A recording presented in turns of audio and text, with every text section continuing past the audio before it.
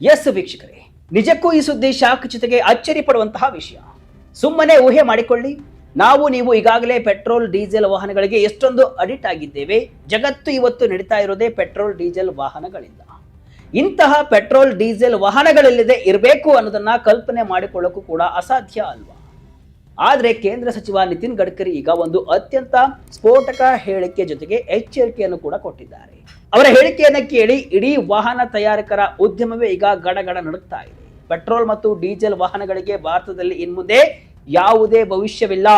ನೀವು ಬದಲಾಗದಿದ್ರೆ ತೊಂದರೆಯನ್ನ ಅನುಭವಿಸ್ತೀರಿ ಅಂತ ಗಡ್ಕರಿ ನೇರವಾಗಿಯೇ ಕಂಪನಿಗಳಿಗೆ ಎಚ್ಚರಿಕೆಯನ್ನು ಕೊಟ್ಟಿದ್ದಾರೆ. ಹಾಗಾದ್ರೆ ಭಾರತದಲ್ಲಿ ಮುಂದಿನ ದಿನಗಳಲ್ಲಿ ಪೆಟ್ರೋಲ್ ಡೀಸೆಲ್ ವಾಹನಗಳು ಇರಲ್ವಾ? ನಿತಿನ್ ಗಡ್ಕರಿ ಮಾತಿನ ಮರ್ಮವೇನು? ಪೆಟ್ರೋಲ್ ಡೀಸೆಲ್ ವಾಹನಗಳು ಇಲ್ಲದಿದ್ರೆ ಏನಾಗುತ್ತೆ? ಎಲ್ಲವನ್ನೂ ಕೂಡ ಡೀಟೇಲ್ ಆಗಿ ನೋಡ್ತಾ ಹೋಗೋಣ. ನಾನು ಶಿವಮೂರ್ತಿ ಸರ್ಬಾ. ಪೆಟ್ರೋಲ್ ಡೀಸೆಲ್ ವಾಹನಗಳಿಗೆ ಭವಿಷ್ಯ ಇಲ್ಲ, ಸಾರಿಗೆ ಸಚಿವ ನಿತಿನ್ ಗಡ್ಕರಿ ಬಿಗ್ ಎಚ್ಚರಿಕೆ. ಕೇಂದ್ರ ಸಾರಿಗೆ ಸಚಿವರೇ ಪೆಟ್ರೋಲ್ ಡೀಸೆಲ್ ವಾಹನಗಳಿಗೆ ಭವಿಷ್ಯ ಇಲ್ಲ ಅಂತ ಹೇಳಿದಾಗ ಸಹಜವಾಗಿ ಶಾಕ್ ಆಗೋದು ಖಂಡಿತ.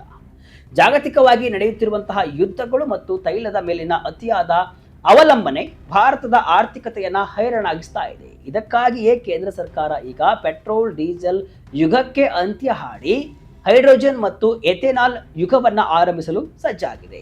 ಎಸ್ ವೀಕ್ಷಕರೇ, ಇತ್ತೀಚೆಗೆ ನಡೆದ ಬಸ್ ವರ್ಲ್ಡ್ ಇಂಡಿಯಾ 2026 ಶೃಂಗಸಭೆಯಲ್ಲಿ ಭಾಗವಹಿಸಿದಂತಹ ನಿತಿನ್ ಗಡ್ಕರಿ ಅವರು ವಾಹನ ತಯಾರಕ ಕಂಪನಿಗಳಿಗೆ ಅಕ್ಷರಶಃ ಮರ್ಮಘಾತ ಕೊಟ್ಟಿದ್ದಾರೆ. ಗಡ್ಕರಿ ಅವರ ಮಾತುಗಳು ಬಹಳ ಸ್ಪಷ್ಟವಾಗಿದ್ವು. ಡೀಸೆಲ್ ಮತ್ತು ಪೆಟ್ರೋಲ್ ವಾಹನಗಳಿಗೆ ಭಾರತದ ಸಾರ್ವಜನಿಕ ಸಾರಿಗೆಯಲ್ಲಿ ಇನ್ಮುಂದೆ ಜಾಗವಿಲ್ಲ. ನೀವು ಬದಲಾವಣೆಗೆ ಒಗ್ಗಿಕೊಳ್ಳದಿದ್ರೆ ಭವಿಷ್ಯದಲ್ಲಿ ದೊಡ್ಡ ಬೆಲೆಯನ್ನ ತೆರಬೇಕಾಗುತ್ತೆ. ಗಡ್ಕರಿ ಅವರ ಈ ಆಕ್ರೋಶಕ್ಕೂ ಒಂದು ಬಲವಾದ ಕಾರಣವಿದೆ. ಅದೇನಪ್ಪಾ ಅಂದ್ರೆ, ಒಂದು ಭಾರತಕ್ಕೆ ಬೇಕಾದ ಬಹುಪಾಲು ಇಂಧನವನ್ನ ನಾವು ವಿದೇಶಗಳಿಂದಲೇ ತರಿಸಿಕೊಳ್ತಾ ಇದ್ದೇವೆ. ಅತ್ತ ಪಶ್ಚಿಮ ಏಷ್ಯಾದಲ್ಲಿ ಸಂಘರ್ಷ ನಡೆದರೆ ಸಾಕು, ಇಲ್ಲಿ ನಮಗೆ ಪೆಟ್ರೋಲ್ ಬೆಲೆ ಏರಿಕೆ ಬಿಸಿ ತಟ್ಟುತ್ತೆ. ಈ ಅನಿಶ್ಚಿತತೆಯಿಂದ ಭಾರತದ ಆರ್ಥಿಕತೆಯನ್ನ ಕಾಪಾಡಲು ಈಗ ಸ್ವದೇಶಿ ಇಂಧನಗಳತ್ತ ಮುಖ ಮಾಡುವುದು ಅನಿವಾರ್ಯವಾಗಿದೆ. ಪೆಟ್ರೋಲ್ ಡೀಸೆಲ್ಗೆ ಭವಿಷ್ಯವಿಲ್ಲ ಯಾಕೆ? ಆಮದು ಬಿಲ್ಗೆ ಬೀಳುತ್ತಾ ಕತ್ತರೆ. ವೀಕ್ಷಕರೇ, ಭಾರತ ಪ್ರತಿ ವರ್ಷ ಲಕ್ಷಾಂತರ ಕೋಟಿ ರೂಪಾಯಿಗಳನ್ನ ಕೇವಲ ಕಚ್ಚಾ ತೈಲ ಖರೀದಿ ಮಾಡಲು ವಿದೇಶಗಳಿಗೆ ನೀಡುತ್ತಿದೆ. ಅಂತಾರಾಷ್ಟ್ರೀಯ ರಾಜಕೀಯದಲ್ಲಿ ಒಂದು ಸಣ್ಣ ಏರುಪೇರಾದರೂ ಕೂಡ ನಮ್ಮ ರೂಪಾಯಿ ಮೌಲ್ಯ ಕುಸಿಯುತ್ತೆ ಮತ್ತು ದೇಶದ ಬೊಕ್ಕಸಕ್ಕೆ ಹೊರೆಯಾಗುತ್ತೆ. ಇದೇ ಕಾರಣಕ್ಕೆ ಗಡ್ಕರಿ ಅವರು ಆತ್ಮನಿರ್ಭರ ಭಾರತದ ಕನಸನ್ನ ಸಾರಿಗೆಯಲ್ಲೂ ತರಲು ಕೂಡ ಹೊರಟಿದ್ದಾರೆ. ಡೀಸೆಲ್ ಗಾಡಿಗಳು ಪರಿಸರ ಮಾಲಿನ್ಯಕ್ಕೆ ದೊಡ್ಡ ಕಾರಣವಾಗಿವೆ ಮತ್ತು ಅವುಗಳ ನಿರ್ವಹಣಾ ವೆಚ್ಚವೂ ಕೂಡ ಹೆಚ್ಚಾಗಿದೆ. ಗಡ್ಕರಿ ಅವರ ಪ್ರಕಾರ ಭಾರತದ ಭವಿಷ್ಯ ಈಗ ಹೈಡ್ರೋಜನ್, ಎಥೆನಾಲ್, CNG, LNG ಮತ್ತು ಎಲೆಕ್ಟ್ರಿಕ್ ಪವರ್ ಟ್ರೈನ್ಗಳ ಮೇಲೆ ನಿಂತಿದೆ. ಯಾವ ಕಂಪನಿಗಳು ಈ ಹೊಸ ತಂತ್ರಜ್ಞಾನಕ್ಕೆ ಅಪ್ಡೇಟ್ ಆಗುವುದಿಲ್ಲವೋ ಅವುಗಳು ಮುಂದಿನ ದಿನಗಳಲ್ಲಿ ಮಾರುಕಟ್ಟೆಯಿಂದ ನಾಪತ್ತೆಯಾಗುವುದು ಖಚಿತ ಅಂತ ನಿತಿನ್ ಗಡ್ಕರಿ ಅವರು ಎಚ್ಚರಿಕೆಯನ್ನು ಕೊಟ್ಟಿದ್ದಾರೆ. ಹೈಡ್ರೋಜನ್ ಭಾರತದ ಭವಿಷ್ಯದ ಅದ್ಭುತ ಇಂಧನ. ಕೆಲವೆಡೆ ಹೈಡ್ರೋಜನ್ ಬಸ್, ಟ್ರಕ್ ಸಂಚಾರ. ಹೈಡ್ರೋಜನ್ ಇಂಧನದ ಬಗ್ಗೆ ಗಡ್ಕರಿ ಅವರು ಬಹಳ ದಿನಗಳಿಂದ ಮಾತನಾಡ್ತಿದ್ದಾರೆ. ಆದರೆ ಈಗ ಅದು ಕೇವಲ ಮಾತಾಗಿ ಉಳಿದಿಲ್ಲ, ಕಾರ್ಯರೂಪಕ್ಕೆ ಬಂದಿದೆ. ಕೇಂದ್ರ ರಸ್ತೆ ಸಾರಿಗೆ ಸಚಿವಾಲಯವು ಈಗಾಗಲೇ 10 ಪ್ರಮುಖ ಮಾರ್ಗಗಳಲ್ಲಿ ಹೈಡ್ರೋಜನ್ ಬಸ್ಗಳು ಮತ್ತು ಟ್ರಕ್ಗಳ ಪ್ರಾಯೋಗಿಕವಾಗಿ ಸಂಚಾರವನ್ನ ಶುರು ಮಾಡಿದೆ. ಹೈಡ್ರೋಜನ್ ಎನ್ನುವುದು ಭವಿಷ್ಯದ ಇಂಧನ ಅಂತ ಗಡ್ಕರಿ ಬಣ್ಣಿಸಿದ್ದಾರೆ. ವಿಶೇಷ ಏನಪ್ಪಾ ಅಂತ ಅಂದ್ರೆ, ಭಾರತದ ದೈತ್ಯ ಕಂಪನಿಗಳಾದ ಟಾಟಾ ಮೋಟಾರ್ಸ್, ಅಶೋಕ್ ಲೇಲ್ಯಾಂಡ್, ಮಹೀಂದ್ರ ಮತ್ತು ಓಲ್ವಾದಂತಹ ಸಂಸ್ಥೆಗಳು ಈಗ ಹೈಡ್ರೋಜನ್ ಇಂಜಿನ್ ಪ್ರಯೋಗದಲ್ಲಿ ಸಕ್ರಿಯವಾಗಿ ತೊಡಗಿಸಿಕೊಂಡಿವೆ. ನ್ಯಾಷನಲ್ ಗ್ರೀನ್ ಹೈಡ್ರೋಜನ್ ಮಿಷನ್ ಅಡಿಯಲ್ಲಿ ಭಾರತ ಸರ್ಕಾರ ಈ ಕ್ಷೇತ್ರಕ್ಕೆ ಭಾರಿ ಸಬ್ಸಿಡಿ ಮತ್ತು ಪ್ರೋತ್ಸಾಹವನ್ನು ನೀಡುತ್ತಿದೆ. ನೀರಿನಿಂದ ತಯಾರಾಗುವ ಈ ಇಂಧನವು ಪರಿಸರಕ್ಕೆ ಶೂನ್ಯ ಹಾನಿ ಮಾಡುವುದಲ್ಲದೆ ಪೆಟ್ರೋಲ್ ಮೇಲಿನ ಅವಲಂಬನೆಯನ್ನು ಕೂಡ ಪೂರ್ತಿಯಾಗಿ ಕಡಿಮೆ ಮಾಡಲಿದೆ. ಎಥೆನಾಲ್ ಫ್ಲೆಕ್ಸ್ ಫ್ಯೂಲ್ ಕ್ರಾಂತಿ. ಪೆಟ್ರೋಲ್ ಬೆಲೆ 60 ರಿಂದ 70 ರೂಪಾಯಿಗೆ ಇಳಿಕೆಯಾಗುತ್ತಾ? ಗಡ್ಕರಿ ಅವರ ಮತ್ತೊಂದು ಮಹತ್ವಾಕಾಂಕ್ಷೆಯ ಯೋಜನೆ ಏನಪ್ಪಾ ಅಂದ್ರೆ, ಅದು ಎಥೆನಾಲ್. ಸದ್ಯ ನಾವು ಪೆಟ್ರೋಲ್ನಲ್ಲಿ 20% ಎಥೆನಾಲ್ ಅನ್ನ ಬೆರೆಸ್ತಾ ಇದ್ದೇವೆ. ಆದರೆ ಇದು ಕೇವಲ ಆರಂಭ. ಈಗ ಫ್ಲೆಕ್ಸ್ ಎಂಜಿನ್ ಅಳವಡಿಸಲು ಸರ್ಕಾರ ಕಂಪನಿಗಳಿಗೆ ಸೂಚನೆಯನ್ನ ಕೊಟ್ಟಿದೆ.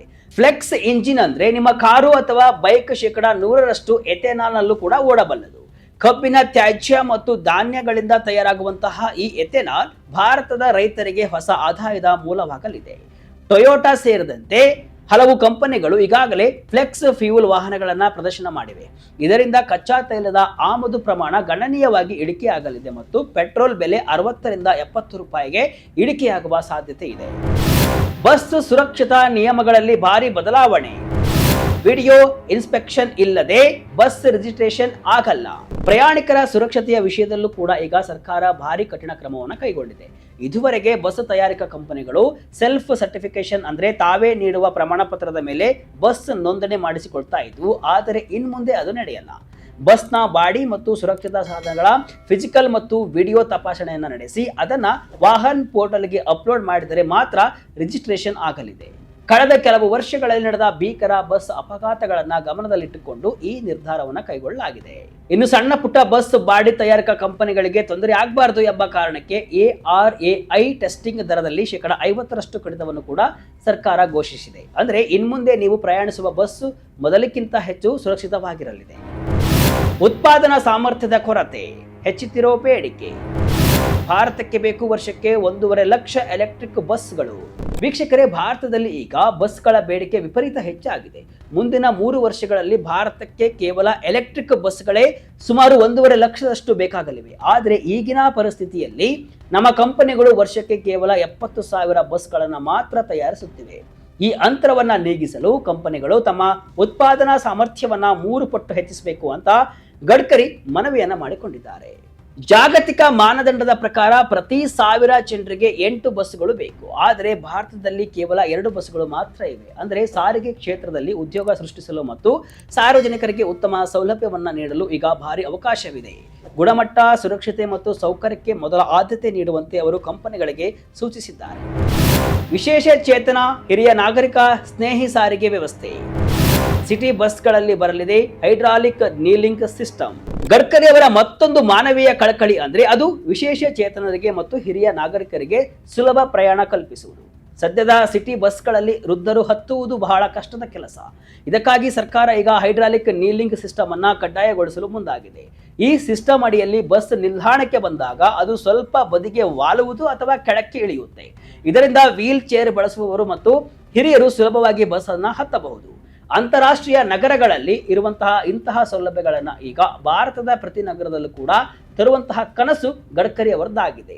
ಇದು ನಮ್ಮ ಸಾರಿಗೆ ವ್ಯವಸ್ಥೆಯನ್ನ ಹೆಚ್ಚು ಒಳಗೊಳ್ಳುವಂತೆ ಮಾಡಲಿದೆ.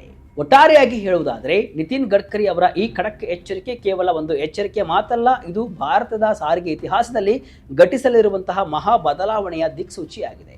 ಪೆಟ್ರೋಲ್ ಮತ್ತು ಡೀಸೆಲ್ ಮೇಲಿನ ನಮ್ಮ ಅವಲಂಬನೆ ತಗ್ಗಿದ್ರೆ ಅದು ಪರಿಸರಕ್ಕೆ ಮಾತ್ರವಲ್ಲ, ದೇಶದ ಆರ್ಥಿಕ ಬೊಕ್ಕಸಕ್ಕೂ ಕೂಡ ದೊಡ್ಡ ಫಲವನ್ನು ನೀಡಲಿದೆ. ರೈತರ ಪಾಲಿನ ವರದಾನವಾಗಲಿರುವಂತಹ ಎಥೆನಾಲ್ ಮತ್ತು ಮಾಲಿನ್ಯ ರಹಿತ ಹಸಿರು ಹೈಡ್ರೋಜನ್ ತಂತ್ರಜ್ಞಾನಗಳು ನಮ್ಮ ದೇಶವನ್ನು ಆತ್ಮನಿರ್ಭರ ಮಾಡುವತ್ತ ದಾಪುಗಾಲು ಇಡ್ತಿವೆ. ವಾಹನ ತಯಾರಿಕಾ ಕಂಪನಿಗಳು ಸರ್ಕಾರದ ಈ ವೇಗಕ್ಕೆ ತಕ್ಕಂತೆ ಅಪ್ಡೇಟ್ ಆಗದಿದ್ರೆ ಮಾರುಕಟ್ಟೆಯಲ್ಲಿ ನೆಲಕಚ್ಚುವುದು ಗ್ಯಾರಂಟಿ. ಒಟ್ನಲ್ಲಿ ಸಾಮಾನ್ಯ ಜನರಿಗೆ ಕಡಿಮೆ ದರದಲ್ಲಿ ಇಂಧನ ಮತ್ತು ಸುರಕ್ಷಿತ ಸಾರಿಗೆ ವ್ಯವಸ್ಥೆ ಒದಗಿಸುವ ಗಡ್ಕರಿ ಅವರ ಈ ಹಸಿರು ಕ್ರಾಂತಿ ಶೀಘ್ರದಲ್ಲೇ ನನಸಾಗಲಿ ಅನ್ನೋದೇ ಎಲ್ಲರ ಆಶಯ. ನಿತಿನ್ ಗಡ್ಕರಿ ಅವರ ಈ ಕ್ರಾಂತಿಕಾರಿ ನಿರ್ಧಾರದ ಬಗ್ಗೆ ನಿಮ್ಮ ಅಭಿಪ್ರಾಯವೇನು? ಪೆಟ್ರೋಲ್ ಡೀಸೆಲ್ ಗಾಡಿಗಳನ್ನು ಪೂರ್ತಿಯಾಗಿ ನಿಲ್ಲಿಸುವುದು ಸರಿಯಾ? ಹೈಡ್ರೋಜನ್ ಮತ್ತು ಎಥೆನಾಲ್ ಇಂಧನಗಳು ನಮ್ಮ ದೇಶದ ಆರ್ಥಿಕತೆಯನ್ನ ಬದಲಿಸುತ್ತಾ? ಕಮೆಂಟ್ ಮೂಲಕ ತಿಳಿಸಿ. ಇದಿಷ್ಟೇ ಇವತ್ತಿನ ವಿಶೇಷ. ಇದೇ ರೀತಿಯ ಹಲವು ವಿಶ್ಲೇಷಣೆಯ ಮಾಹಿತಿ ಅಷ್ಟೇ ಅಲ್ಲ, ಮನೋರಂಜನೆಯ ವಿಡಿಯೋಗಳಿಗಾಗಿ ವಿಜಯ ಕರ್ನಾಟಕ ವೆಬ್ಸೈಟ್, ಫೇಸ್ಬುಕ್ ಹಾಗೂ ಯೂಟ್ಯೂಬ್ ಪೇಜ್ ಅನ್ನು ಫಾಲೋ ಮಾಡಿ. ಧನ್ಯವಾದಗಳು.